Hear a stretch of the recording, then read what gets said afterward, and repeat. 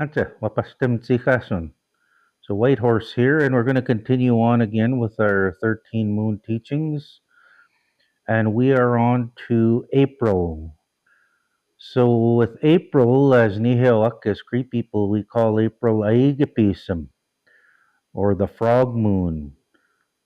So with Aigapism, the frog moon, our Kihtihiak, with the water teachings, our elders teach us that this moon uh, encourages us to gather strength and overcome challenges that we've had in the past that we still carry today.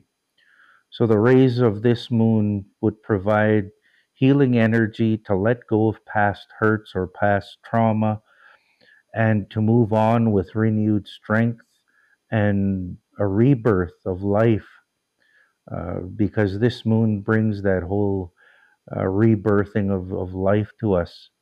So this will give us strength for a fresh start. So during this time, the water that we've uh, collected from this moon's rays would help us to move on to a fresh start and let go of those past traumas, because we're taught to never carry our past hurts, but to try and release them and free ourselves from them and come into a more happier life. So it's during this moon also that our elders would often return the medicines to the earth that they've carried with them for the past 16 seasons, or 16 uh, moons, or 4 years. Uh, so any of the medicines that we gather as medicine gatherers, a lot of them we could keep for many lunar years. But when we come to that fourth year, we're supposed to let go of them and return them back to the earth. So we can only keep them for 4 years, and we're taught after that it loses its healing strength. So we're taught to return those and pick new ones that on that fourth year.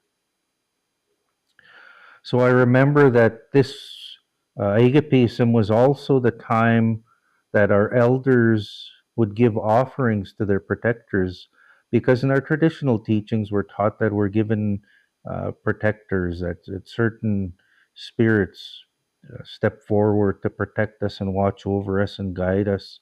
And it's during agapism, or the frog moon, where in the past our elders, our Kesteak, would thank those protectors and give them offerings by bringing them safely through the cold months and the dark months.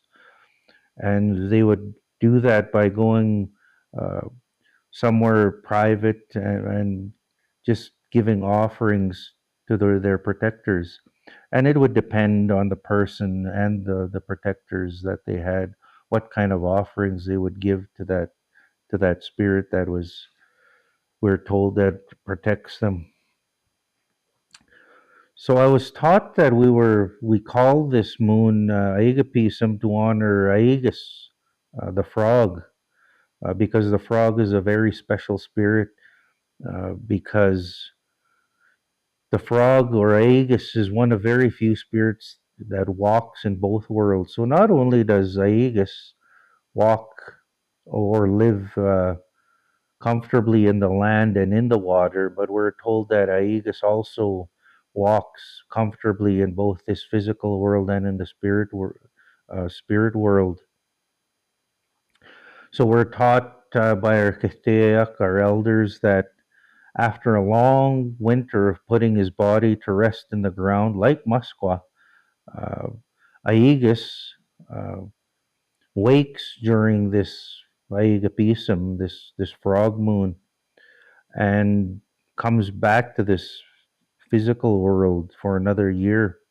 And we're told that when he does return to us on Aegapism, the frog moon, he starts singing.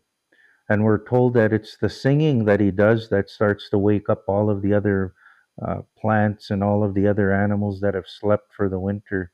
So it's only through hearing Aegis, the frog, sing when he comes out of the ground. We're taught that that's what wakes up all of our medicines, our plants, our trees. And we're told that if the frog ever does not sing when he comes out of the ground, that year our plants won't grow and our medicines won't grow. And so we're taught to respect Aegis the frog. So because of Aegis's ability to walk in both the physical and the spirit world, uh, they were often looked at as bad, and people would use them in bad ways. Uh, were taught in stories, and they were given sort of a bad name, just like Uhu, the owl, was also given a bad name, and people think they're bad because they have that ability to walk in both uh, our physical world and the spirit world. But our elders teach us that neither Aegis or Uhu, neither the frog or the owl are bad. It's just bad people and people using them in bad ways. But them themselves, the owl and the frog, they're not bad themselves, we're taught.